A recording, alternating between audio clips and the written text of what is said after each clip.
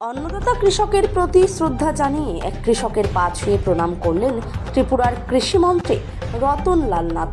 ত্রিপুরা উত্তর জেলা ধর্মনগর মহকুমার অন্তর্গত হাফলংছড়া কৃষি কার্যালয় প্রাঙ্গণে ত্রিপুরার কৃষিমন্ত্রী রতন লাল নাথের হাত ধরে শুভ উদ্বোধন হলো মধুবনের মধু, যা 32 জন উদ্যমী যুবক যুবতী ও গৃহিণীদের যৌথ প্রচেষ্টায় আত্মপ্রকাশ করেছে। এই বিশেষ অনুষ্ঠানে উপস্থিত ছিলেন যুবরাজনগর ব্লকের বিডিও দেবপ্রিয়া দাস, প্রাক্তন বিধায়ক মুন্না দেবনাথ, কৃষি দপ্তরের বিভিন্ন আধিকারিক সহ বিশিষ্ট ব্যক্তিবর্গ। উদ্বোধনী অনুষ্ঠানে বক্তব্য রাখতে গিয়ে মন্ত্রী রতন লাল নাথ বলেন, মধু প্রোডাকশনটাকে আরও বাড়াতে পারি, কেন চেষ্টা করব। সেই উপলক্ষে সামনে রেখে 32 জন যুবক একটা সংগঠন করেছে।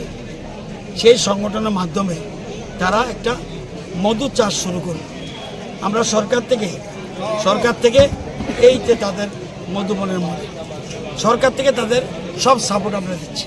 তাদের মধুর বাক্স দিচ্ছি, মধুর কলোনি বলে, অর্থাৎ যেখানে থাকে এরা, এসব আমরা দিচ্ছি এবং সব ফ্রি দিচ্ছি।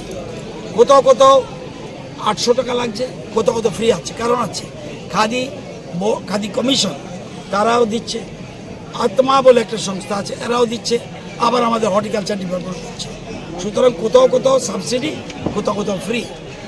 তো আজকে তাদের প্রোডাকশনটা যাতে সারা দেশের মধ্যে ভালো করে প্রসার হতে পারে, অর্থাৎ আমাদের যে স্লোগান আত্মনির্ভর ত্রিপুরা, স্বয়ম্বর ত্রিপুরা, এক ত্রিপুরা শ্রেষ্ঠ ত্রিপুরা, এই আত্মনির্ভর বানানোর জন্য যে চেষ্টা করছে তাদের পাশে সরকার দাঁড়ানো উচিত। এই জন্যই আমি এখানে আসি। স্যার, কেজি হতো, এখন 1 কেজি 6,000-7,000 কেজি হচ্ছে। নিউ টেকনোলজি আনছি আমরা দেখবেন, আমরা যেহেতু জমি কম, আমরা এমন ধরনের নিউ টেকনোলজি এনে মানে উপরের দিকে চাষের সবজি, যেহেতু জমি আমাদের কম রাজ্যে, সেগুলিকে আমরা হাইড্রোপনিক সিস্টেমে আমরা সিস্টেম করছি। সুতরাং আমাদের মূল উদ্দেশ্য ইয়াং জেনারেশন যারা, তাদেরকে কৃষিকাজ লজ্জার নয়।